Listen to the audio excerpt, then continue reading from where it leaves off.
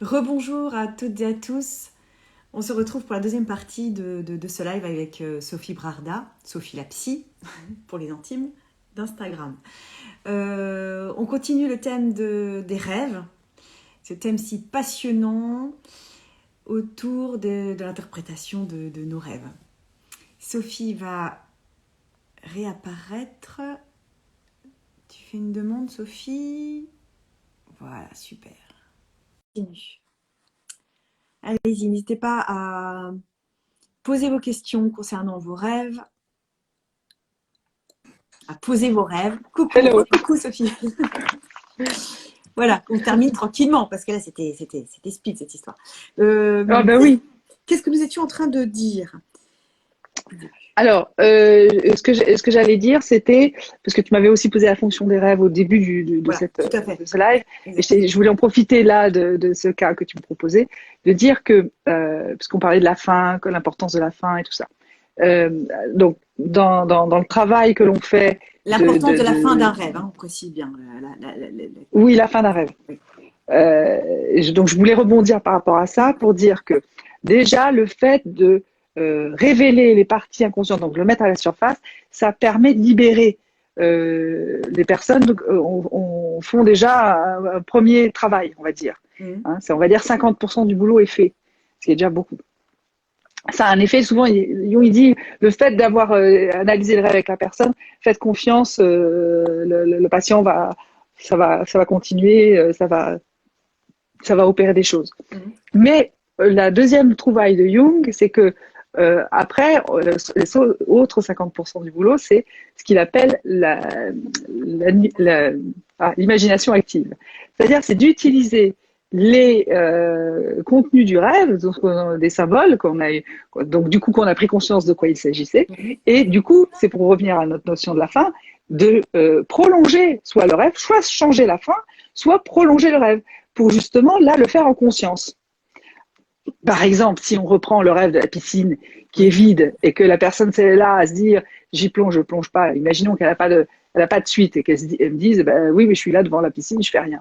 Ben, là je dirais ben, imaginez que l'eau se remplit, que y a une belle eau bleue translucide et que c'est vachement bien, qu'il fait bon et que vous rentrez, vous plongez dans l'eau et qu'est-ce qui se passe?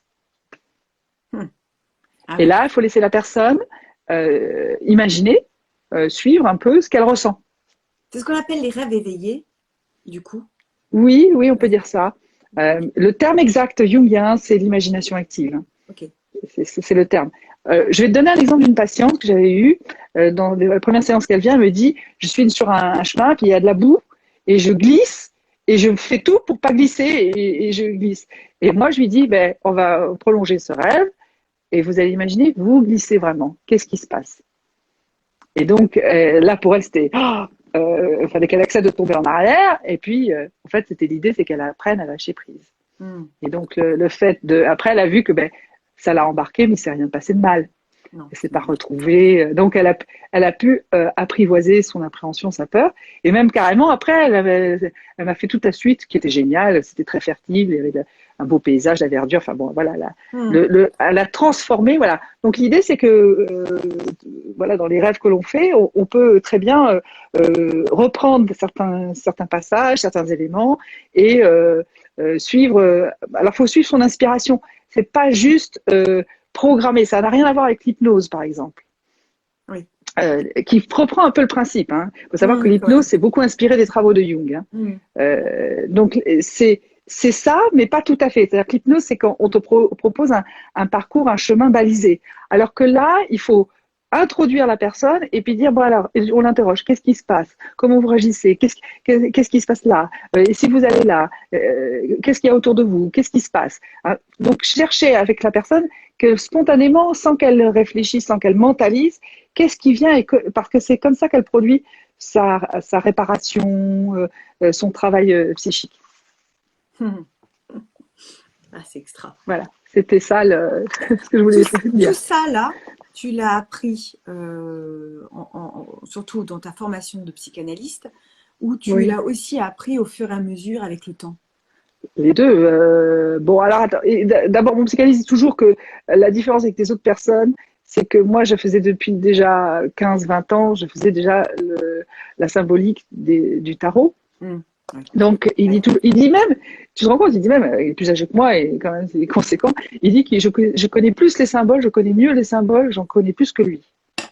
Donc, c'est pas pour me vanter que je dis ça, hein, je suis là, ah bon. Ah non, mais oui. Mais si tu veux, le fait d'avoir en amont beaucoup travaillé sur la lecture des symboles, déjà dans les cartes, ça m'a donné un beau bagage. Ah oui. Donc déjà, c'est pour ça que je vous indiquais au début de lire un livre tel que je vous proposais, ce genre de livre qui est vraiment sur le côté un petit peu spirituel de la Même symbolique. le tien. Ça, voilà. Déjà commencer par le tien aussi.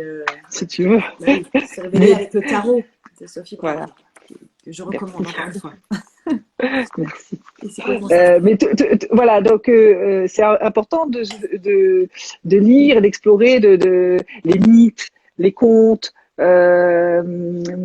l'histoire de l'art, parce que c'est vraiment notre matériel Mm. hein, qui anime notre inconscient collectif. Euh, Mais voilà, alors ça c'est une première chose, mais après il y a eu une psychanalyse didactique qui fait que là il m'a donné les clés, puis j'ai été son assistante lors de séminaires, et puis il m'a donné un enseignement, donc ce qui fait que tu vois c'est tout ça qui m'a formée. D'accord. Quand tu parles des mythes et des contes, est-ce que ça typiquement, tu as des livres à nous conseiller justement pour débroussailler tout ça, pour en apprendre au maximum? Ouais, je crois que j'en avais déjà parlé la dernière fois, je dis toujours, hein, c'est un classique, c'est Femme qui court avec les loups Oui, hein, de oui. Pinkola Estés. Oui, oui. Oui, là, c'est la base. Ça c'est un grand basique, voilà. Ouais, c'est un grand Bon, mais classique. Il y a c'est une tellement de grosse choses. bible, hein, il faut quand même, on le lit pas Ouais, non, non, en. non. Non, non, Ça demande. c'est un bon. J'en ai Ouais, tellement tu l'as lu là. en plus des bouquins. Ouais, oui, tout, je l'ai. Hein, ouais, oui, c'est une Bible. C'est la Bible. Alors attends, je le montre. Hop. Et ici, toi. Voilà. C'est la Bible, Et, mais plus féminin. voilà. Je trouve Oui, d'ailleurs mais que c'est le livre qu'on devrait offrir à toutes les femmes, à toutes les filles de 18 ans. et les hommes aussi, Mais mais les évidemment. hommes aussi. Ouais, enfin bon, naturellement, on les connaît. Ouais. Oui. Parce que ça, pour les hommes, ça parle de leur anima. Hein, je suis désolée, mais c'est un sujet Oui. hyper important pour eux. Oui, mais voilà, Pour nous, pour les ils sont femmes, pas bien très sûr. nombreux, Mais... les mecs qui vont voilà, chercher ça. Oui, bien sûr, il y en a, et merci. Mais ils sont quand même pas méga. Il y en a beaucoup, je pense qu'ils vont s'asseoir dessus, ils vont s'en servir comme papier toilette. Mais déjà, si en tant que femme, on apprend à bien se connaître, déjà, nous, Ah à oui, bien se oui, connaître, c'est. à se découvrir, c'est un livre. Voilà, c'est. Voilà, le nombre de fois où je l'ai offert à mes amies, parce que quoi qu'elles en fassent, elles l'ont. Et moi, tu sais comment je l'utilise? Je le prends au hasard. Ah, tu t'en sers d'oracle. Ouais, complètement. Je fais un C'est peu comme bien. le Tao the King. Mm-hmm. Tao the King, là, le King. Vraiment, on le prend au hasard et voir ce que ça me dit. C'est un peu comme un oracle, ouais.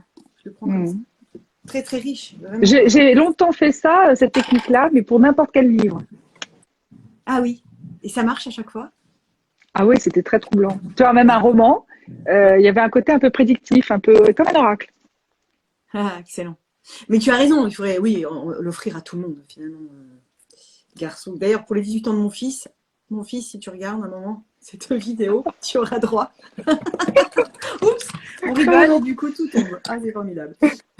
Tu vois, même mon portable est complètement ému.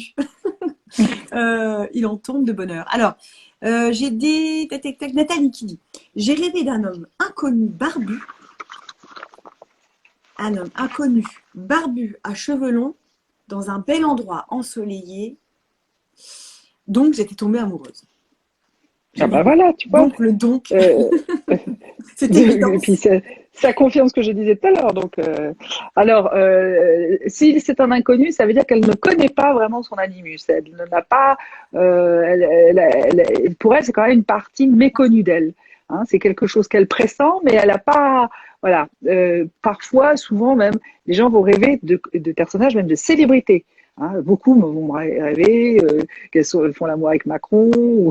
Voilà. Alors, faut pas prendre Macron au premier de la lettre. Il faut voir que ce qu'il représente, c'est vraiment leur animus dans sa dimension spirituelle. C'est l'animus sacré, on dit. Alors, mais pour elle, en tout cas, cet homme, ça veut dire qu'elle ne le connaît pas. Donc, c'est encore quelque chose qu'on invite à aller explorer. Et il est barbu. Alors, ça tourne autour de la bouche. la barbe, donc il y a quelque chose à verbaliser, à exprimer, à signifier par l'oralité. Et elle ressent combien, c'est pour ça que c'est un beau rêve, parce qu'elle ressent combien cet animus est une part d'elle qui est positive, qui est constructive, qui va l'aider. Quand la femme, elle est bien reliée à son animus, c'est vraiment la part d'elle qui l'aide à se réaliser en tant que femme. C'est vraiment cette part-là voilà, qui l'élève, qui l'agrandit, qui lui apporte profondément cet aspect d'animus. Son animus à elle, c'est pas le même que le tien, dans le sens où peut-être qu'il porte des qualités précises, spécifiques, qui vont interagir ou venir intervenir sur des choses qui sont importantes pour elle dans sa vie. Quand tu dis que ça porte, que c'est lumineux, on est d'accord que c'est un lien avec l'ensoleillé. Le bel endroit ensoleillé est important. Alors le soleil, quand on rêve de soleil, oui. C'est le soi. C'est un cercle. Ça, oui. C'est un archétype.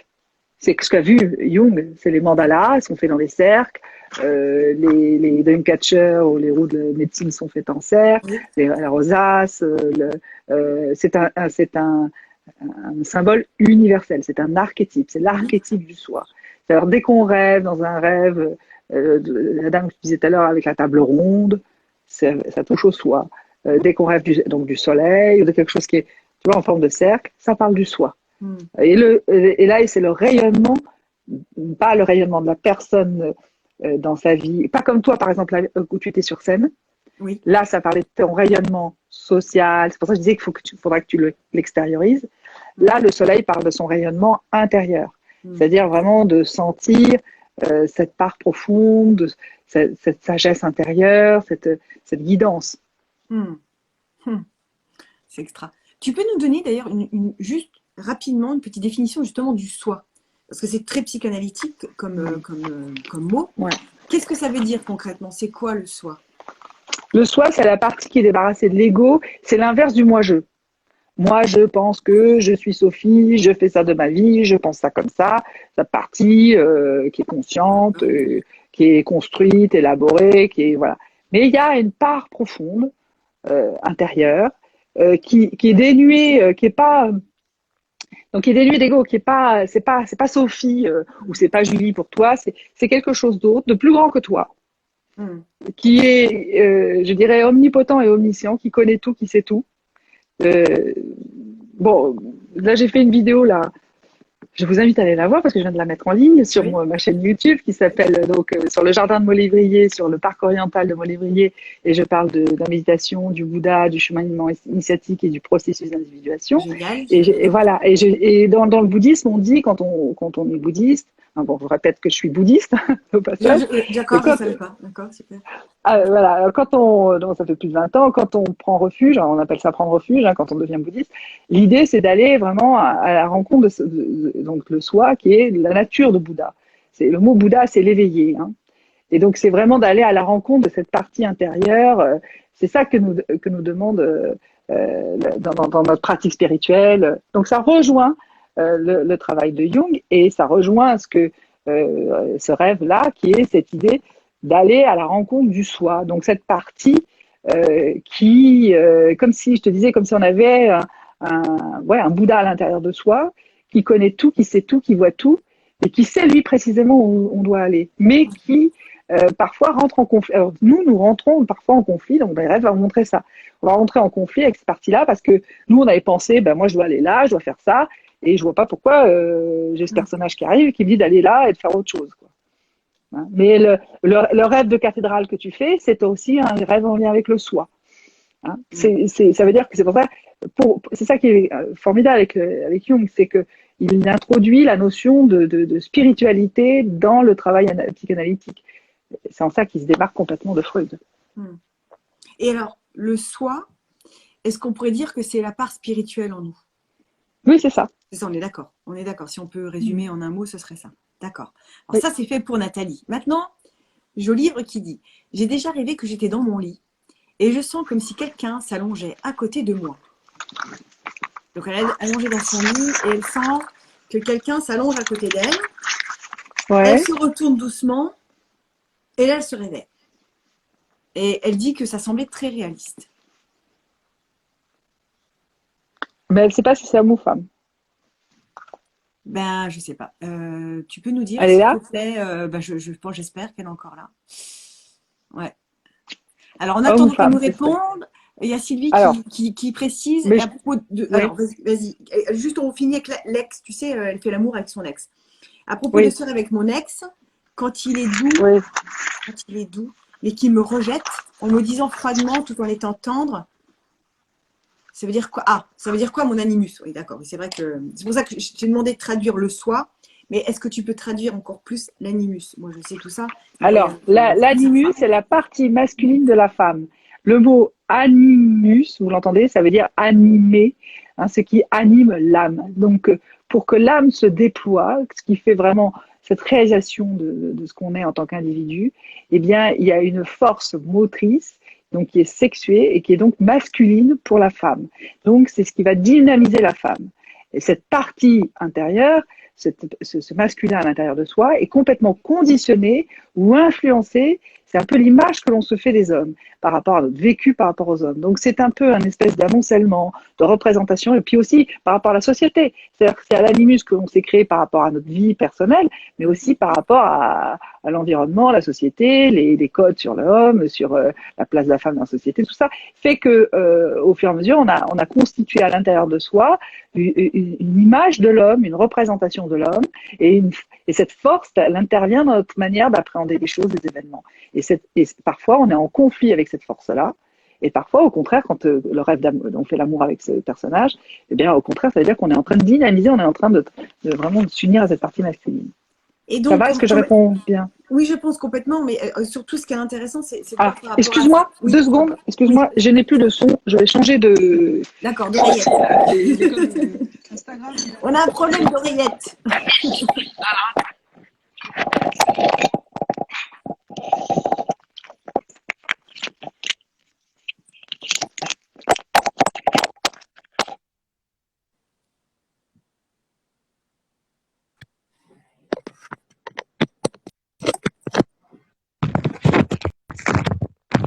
Alors, est-ce que tu m'entends? Très bien. Ah, ben moi aussi. Ok. Oui, Elle alors tu dit, disais. alors, ce qu'elle disait Sylvie aussi, c'est qu'en gros, qu'est-ce que ça veut dire là de son animus quand cet ex-là la rejette, alors, elle est à la fois doux, elle a l'air de dire qu'il est doux. Alors attends, il me disait froidement, et en m'exprimant froidement ce rejet, il lui dit froidement qu'il veut plus d'elle, apparemment, c'est ce que je comprends, mais à la fois il est doux. Et tout en étant tendre et doux, il lui dit froidement, en gros, je te rejette. Qu'est-ce que ça veut dire? Alors, il Ce faudrait qu'elle le mélange. prenne dans l'autre sens. C'est pas lui qui la rejette, c'est elle qui le rejette. C'est elle qui le rejette. Hmm. Ah, Et c'est pour ça qu'il y a un côté ambigu, parce que au fond, c'est normal. Je sais pas comment dire. C'est nécessaire. On peut pas faire sans l'animus. C'est normal qu'on ait envie de se relier à l'animus. Il est une partie constituante importante de la psyché féminine. Donc c'est normal qu'il a ce côté doux, que quand il est doux, ça veut dire que c'est bien, on a compris, c'est super. Mais quand on sent qu'il nous rejette, c'est pas lui qui nous rejette, hein. Ou comme quand il nous poursuit, dans les rêves, c'est en fond ah c'est oui, nous ah aussi oui. qui induisons ça à travers. Là, ça vient toucher. Je pense que c'est Sylvie, c'est ça? Oui, J'ai oublié son prénom. C'est Sylvie. Sylvie. Alors je pense que Sylvie, elle est aux prises avec tout un tas d'a priori sur les hommes en relation avec ses ex et cet ex. C'est-à-dire que ça vient interférer dans sa relation à l'homme en général, donc ses nouveaux compagnons, voilà, une nouvelle relation sentimentale qu'elle va avoir, est Mmh. complètement influencée par rapport à, si tu veux, elle a enregistré en elle un certain schéma, certaines croyances, qui fait que c'est ça qui vient un peu parasiter dans sa relation à l'homme, dans sa relation réelle là avec les hommes, dans sa relation sentimentale, et ça vient, tu vois, créer un barrage ou quelque chose qui vient perturber la relation à l'homme. Mmh. Et donc, il faut qu'elle arrive à voir, en fait, même si par exemple elle pense être avec un problème avec un homme dans sa vie, ben, c'est pas l'homme c'est elle qui elle y met des choses. C'est ça qu'il faut qu'elle aille voir, ses projections à elle, ce qu'on appelle des projections. Elle projette sur l'homme des choses qui sont liées à son animus. Ça va? Là, c'est très Ah bah complexe. c'est Hein. Là, on est génial. dans Ah la non, non, non, mais c'est carré psychologie passionnant. très. J'adore. Bon, j'espère Sylvie que ça a répondu à ta question. Ouais. Je livre. Donc, tu sais, je livre, c'est le rêve de. Elle se retourne doucement quand elle sent que quelqu'un vient s'allonger à côté d'elle dans le lit.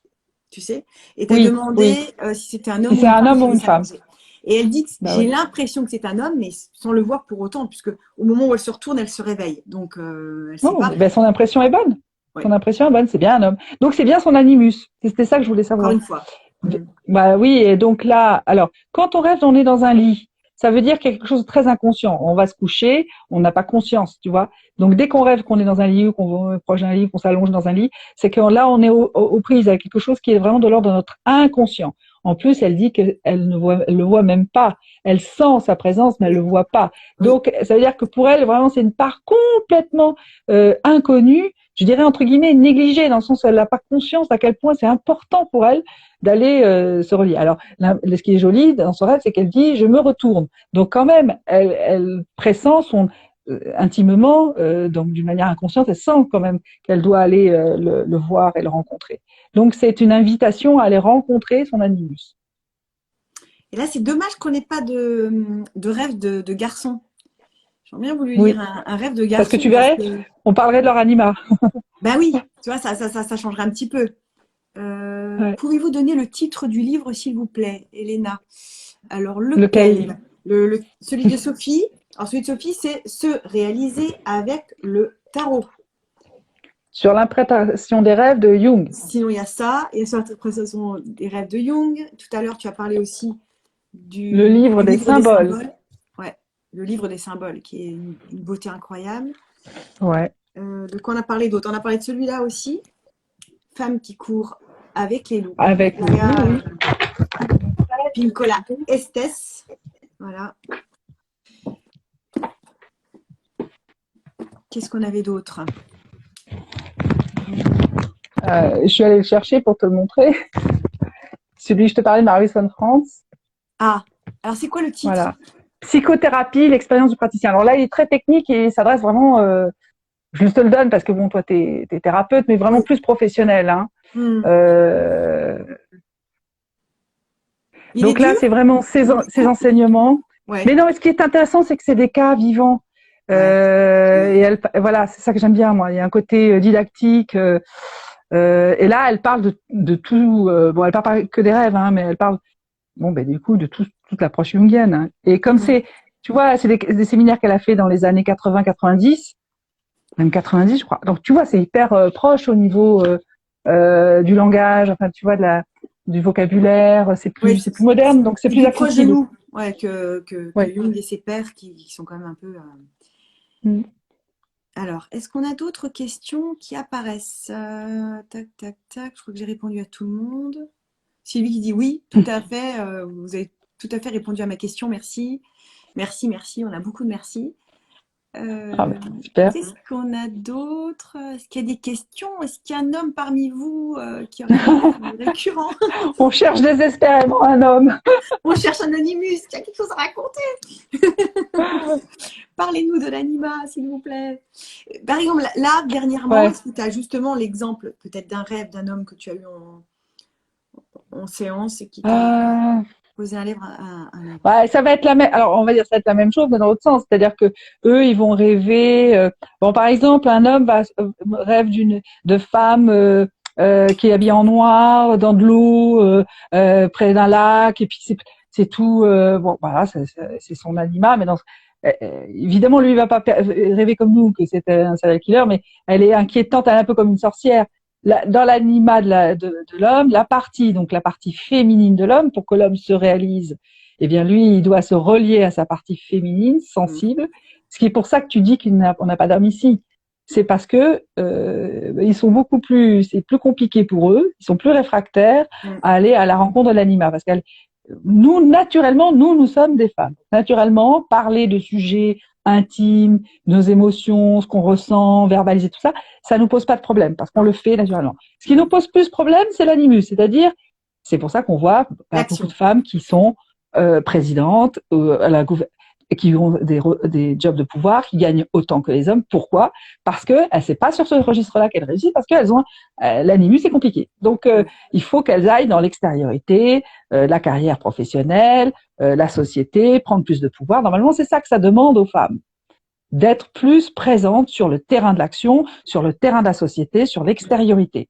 Pour l'homme, c'est l'inverse. Ça lui demande d'aller plus dans l'intimité, dans le ressenti, dans les affects, et donc d'aller communiquer avec cette part et qui amènera à l'intuition, quelque chose qui est aussi beaucoup plus maternel.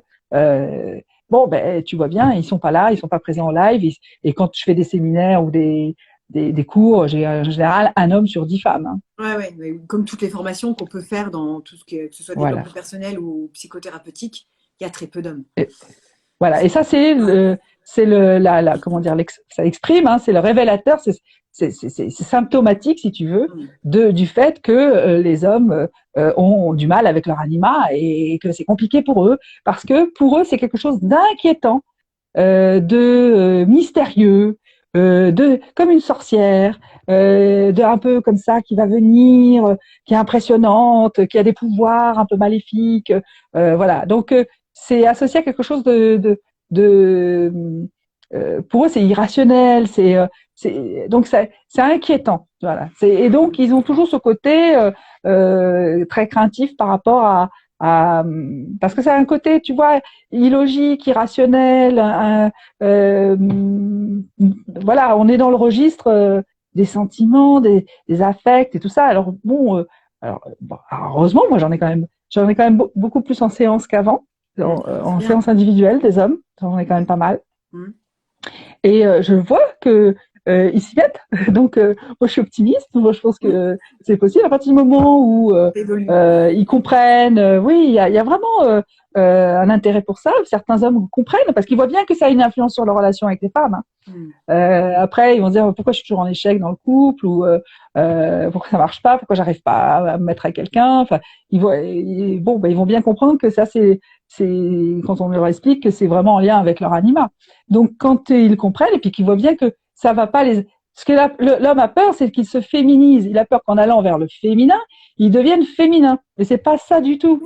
Comme une femme, quand elle va vers son masculin, elle devient pas homme. Mais non. Et voilà. Au contraire, il va devenir un homme enrichi, un homme qui aura une sensibilité, qui viendra communiquer avec sa partie masculine et faire quelque chose d'intéressant, qui viendra dynamiser. Ça lui amènera vers la créativité, moi je vois, j'en ai certains, c'est des artistes, voilà, et ça développe tout leur talent, leur projet artistique. Ça aide pour ça. Et par exemple, je me souviens qu'à l'époque, le père de mes enfants, très régulièrement, c'était sympathique d'ailleurs, mais bon, je savais que je n'étais pas concernée puisque je savais déjà à l'époque que ça parlait de lui, mais je ne savais pas du tout les interpréter.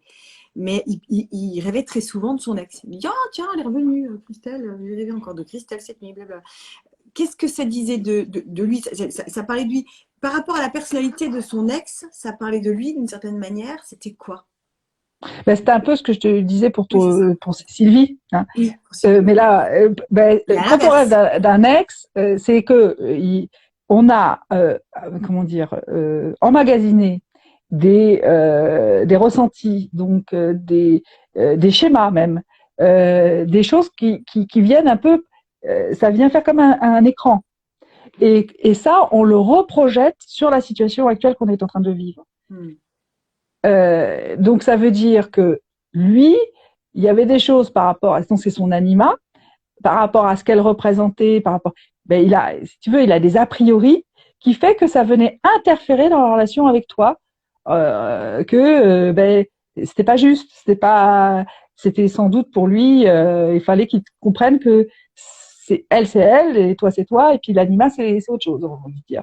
C'est pas que au bout d'un moment l'anima ça peut être toute une somme de croyances, d'opinions, de principes, et ça donne, tu vois, que les hommes vont dire en général, oh, c'est des histoires de bonnes femmes. Tu vois, quand on peut parler de spiritualité, ils mettent tout dans le même paquet. Tu vois, hein, et puis les femmes, elles vont dire pour leur animus, elles vont dire, oh, tous ces mecs, c'est des salauds. Hein. Ouais. Tu vois, ça c'est l'animus. Quand une femme fait ça, c'est son animus qui parle dans son aspect négatif. Et quand un homme parle comme ça en disant oh, toutes ces conneries, c'est des conneries, c'est sa relation à lui, à son animal. Mhm. Énorme. Alors attends, j'ai un petit commentaire là.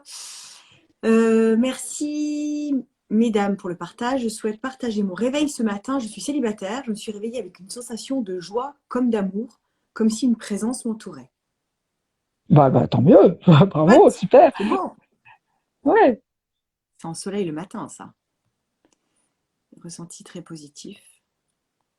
Bon, on n'a pas d'autres commentaires. Est-ce que tu as d'autres choses à nous raconter encore à propos de nos rêves ou des choses que tu as appris grâce à ça? Qu'il faut pas en avoir peur, même quand ils sont les plus abominables qui soient. Même qui sont des horribles cauchemars. Et il faut avoir une relation avec les rêves, de se dire tout ça n'est qu'un rêve. Et que même dans ce qu'on voit dans le rêve d'atroce, c'est nous qui émettons, c'est nos émotions. Mais un rêve n'est pas là pour nous annoncer des catastrophes. Si c'est vécu comme catastrophe, c'est parce que nous y mettons un aspect négatif. Et que si on considère que même la solution est dans les rêves, voilà, c'est ça. La solution est dans les rêves. Donc, c'est notre allié. Et là, ça change tout notre rapport à l'existence. Honnêtement, moi, ça a changé mon rapport à la vie. Ah, carrément. Par exemple, si tu vis un problème, tu peux demander carrément. Tu dis, donnez-moi la solution dans un rêve. Et le rêve qui va suivre, tu vas voir que tu as des clés dedans. Par rapport à si tu vis un conflit ou une problématique, un problème particulier dans ta vie, et que tu es là, tu es coincé, tu dis, je sais pas quoi faire, je comprends plus, voilà. Sauf que bien souvent, la réponse arrive de façon symbolique, un peu tordue. Oh là là, il va falloir que je dépatouille tout ça. C'est pas toujours évident, en tous les cas. Ouais, mais c'est pour ça que je te dis, au début, c'est bien d'être guidé, aidé par Ouais, un d'être accompagné. psychanalyste, parce que forcément, au début, moi personnellement, pourtant j'avais une mère qui faisait déjà l'analyse de rêve, elle est psychothérapeute, hein, et je lui demandais, mais j'avais pas, je savais des choses, mais j'avais pas la même. C'est quand même grâce à ma psychanalyse jungienne que j'ai quand même pu comprendre précisément l'articulation des rêves, comment voilà, tout ce que je t'ai dit ce matin. Donc c'est vrai que c'est important d'être suivi, guidé par quelqu'un qui a une connaissance. Alors là, il y a une remarque très intéressante là, Sylvie qui réapparaît et qui dit à propos des horribles cauchemars, je vais rassurer mon fils de 8 ans qui rêve souvent d'une sorcière qui le kidnappe et l'emprisonne. Alors justement, ma première question, merci Sylvie, c'est on va interpréter le rêve d'un enfant comme nous adultes, ou ça n'a pas la même signification, on va pas avoir la même Si, approche. Si, c'est pareil, ça ne change si, rien. si, c'est pas. Oui, oui. D'accord. Et là, du coup, qu'est-ce que va faire cette Oui. sorcière affreuse qui le kidnappe et l'emprisonne? Qu'est-ce que ça veut dire de... Déjà, alors bon forcément là, je suis obligée d'aller un peu plus précisément dans la vie privée.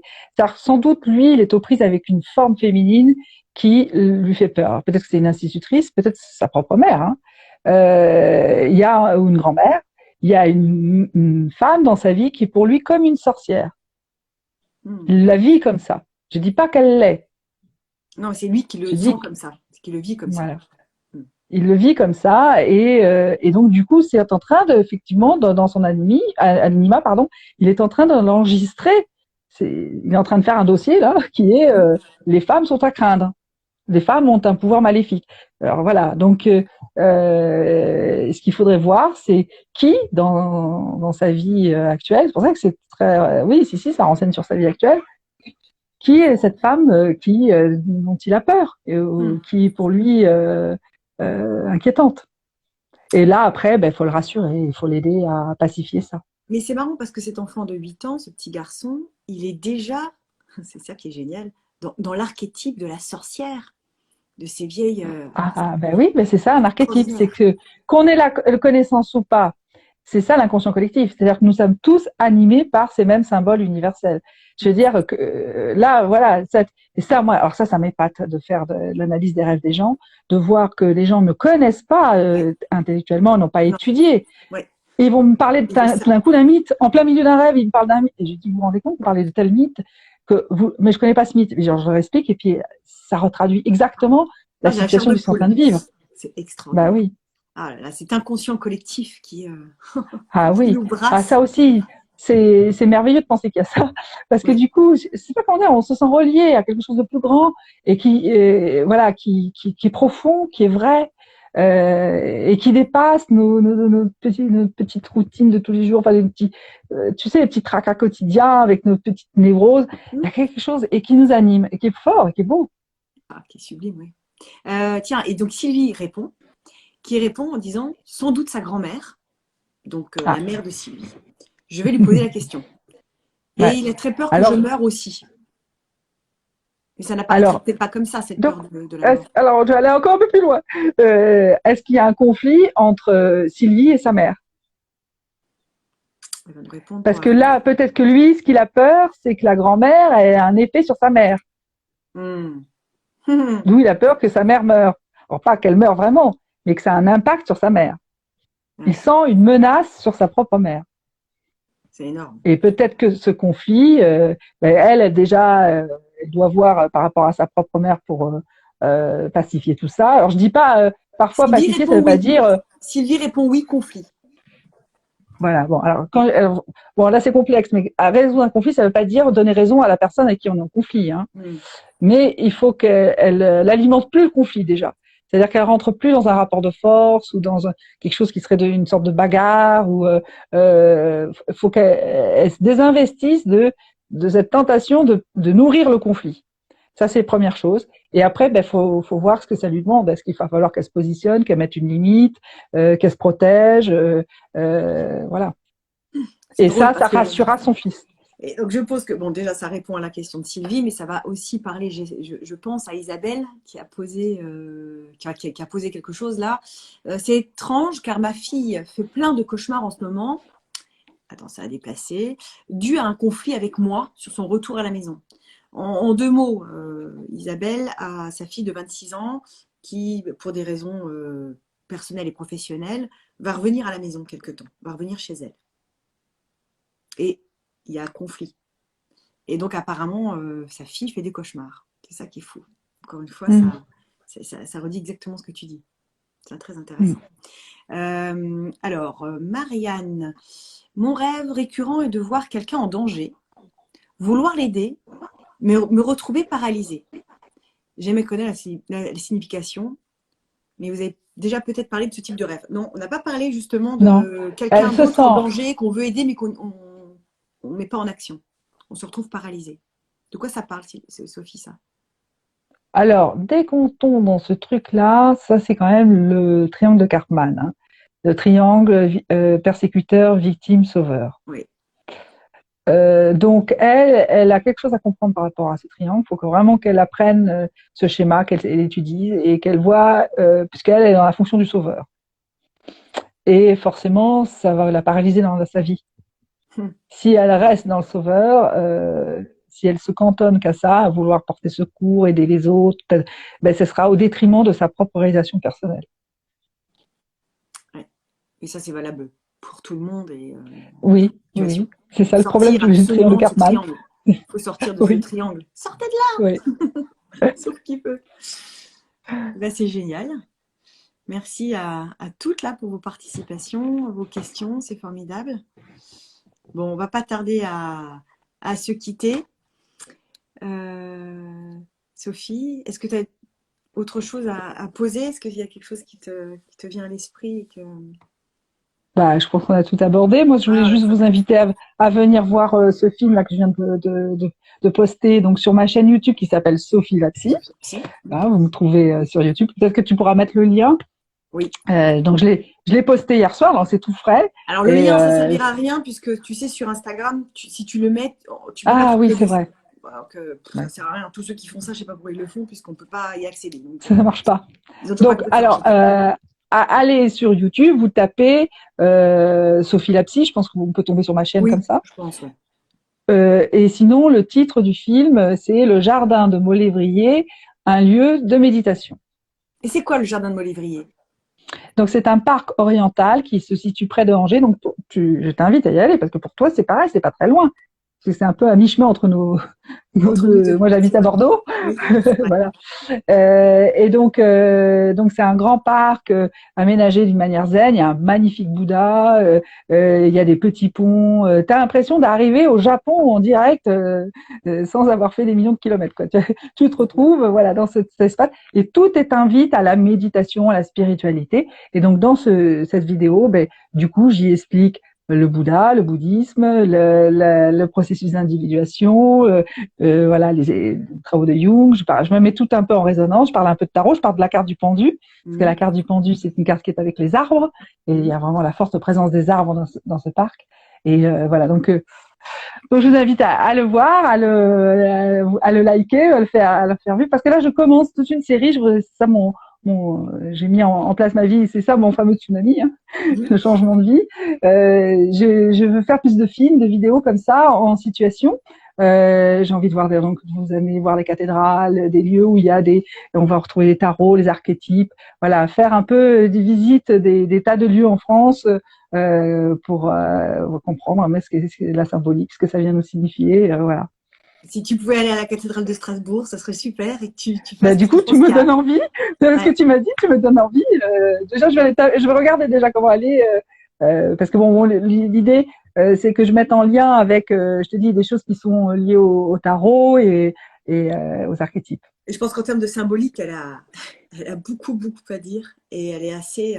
Bah, écoute, tu verras. En termes énergétiques, Je elle vais est assez regarder. Je vais incroyable. Elle regarder. a un parvis. T'arrives, waouh. Bah, t'arrives par plein de petites routes, plein de petites rues finalement. Et quand tu te retrouves face à elle, c'est saisissant. Et pourtant, tu vois, j'habite Paris, il y a Mm. Notre-Dame de Paris. Ouais, Notre-Dame de Paris est magnifique aussi, mais je sais pas, il n'y a pas cette. Enfin, pour moi, en tout cas, il n'y a pas la même énergie. Après, peut-être que tu sais, on est relié spécialement avec des lieux particuliers parce qu'on y a, ça vient résonner précisément pour nous. Je veux dire, voilà, il y a des lieux qui nous parlent plus. Il y a ça aussi. Peut-être que cette cathédrale, elle a un lien intime avec toi. T'as un lien, une connexion particulière parce que ce lieu, spirituellement parlant, t'active. Oui. Alors, je sais pas vraiment pourquoi, mais bah, c'est vrai qu'elle est arrivée à Pronomé à un moment quand je suis arrivée en Alsace.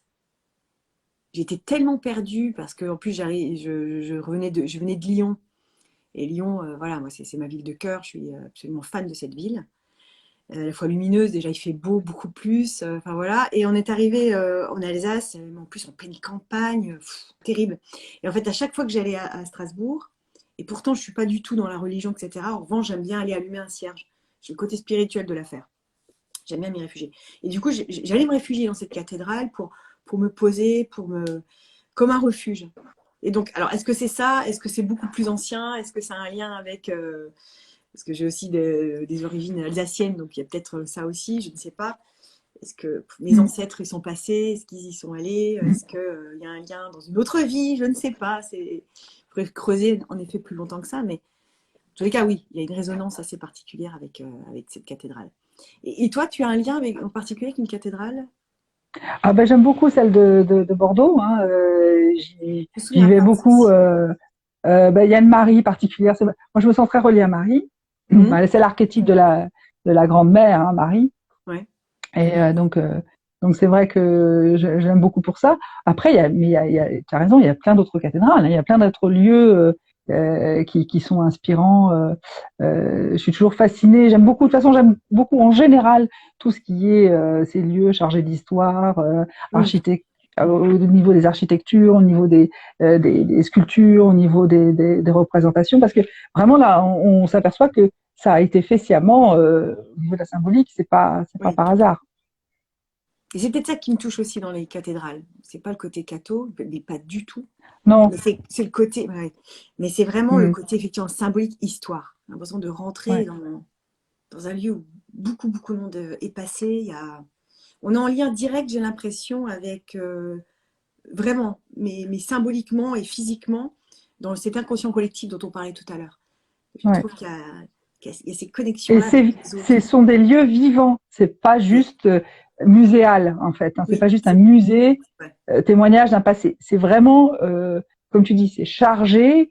de tout ce que les intentions, de toute l'énergie qu'ont mis les gens, leur âme, leur foi, et c'est des lieux chargés. Et les statues comme celle de Marie dont je te parle à Bordeaux, mais après je sais qu'il y en a d'autres. Hein. De toute façon, c'est voilà, même si on se dit c'est une bête statue de Marie, non, c'est vraiment l'archétype Non, qui est là.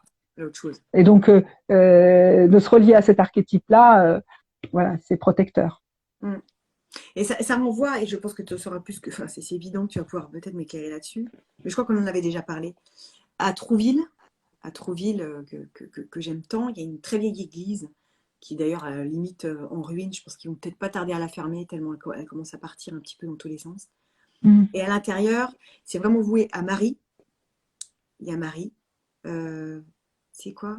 Marie des Victoires? Non, c'est quoi? C'est Sainte Marie des Victoires, quelque chose comme ça. Et il y a Sainte Thérèse de Lisieux. Forcément, puisque Sainte Thérèse de Lisieux est venue étant petite dans cette église. Mm. Je l'ai vue plusieurs fois. Mm. Et au-dessus d'une statue de Marie, il y a un tableau que je trouve absolument incroyable. C'est dommage parce qu'il est assez petit et très haut, donc on ne voit pas bien.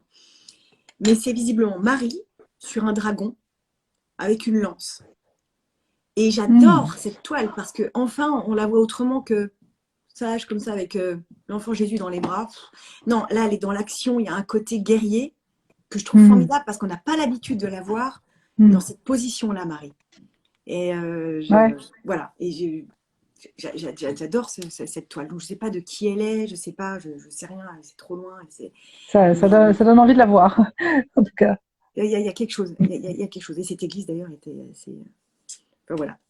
Mais hâte de découvrir en tous les cas ta vidéo et si je me balade par là-bas, allez voir cette très belle. Ça te donnera peut-être envie d'y aller, oui. Mais oui, c'est certain. Et puis je précise aussi que tu as plein d'autres vidéos. Tu présentes aussi plein d'autres vidéos sur ta chaîne YouTube et que tu proposes également des formations en lien avec le tarot. Et, oui, alors là, on peut voir sur mon site internet, c'est toujours Sophie Lapsy, hein, c'est plus simple. Hein. Donc sur mon site internet, on peut voir pour suivre les formations. Maintenant, je ne les fais plus en présentiel, j'arrête, et je les fais que sur web, sur internet, quoi. D'accord. Mais c'est quoi, sur Zoom ou alors c'est des séries? C'est des vidéos, c'est-à-dire c'est des contenus que j'envoie tous les lundis.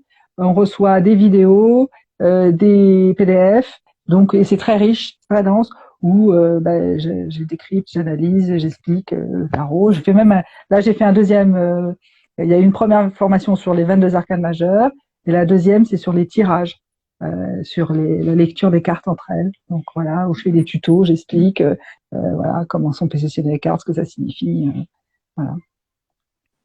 Et donc, je rappelle pour la dernière fois, allez, se réaliser avec le tarot de Sophie Brarda, apprendre à mieux se connaître en lien justement avec notre jour de naissance.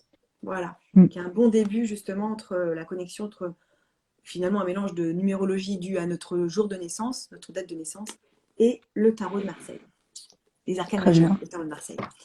Merci Sophie, merci merci, très riche. Merci. Merci à vous toutes. Hein. Et on a encore plein de sujets à aborder encore, donc je pense qu'on se reverra prochainement. Ah bah oui, avec plaisir, hein. On continue, c'est toujours un bonheur. Merci. À très bientôt Sophie. Prends soin de toi. À bientôt. Merci à toutes et à tous. Ciao, ciao. Pour vos partages. Merci. Au revoir. Au revoir.